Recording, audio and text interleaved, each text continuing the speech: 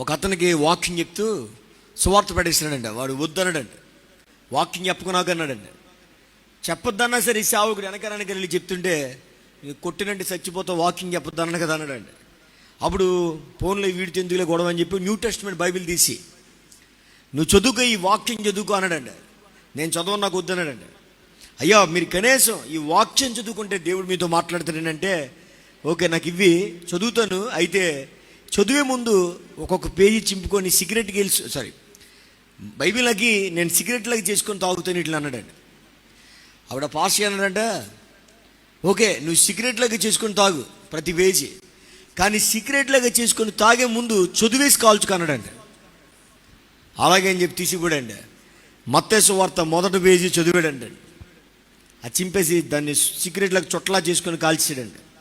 2వ పేజీ చింపాడండి, 3వ పేజీ చింపాడండి. అలా చింపుతూ కాలుస్తున్నాడండి.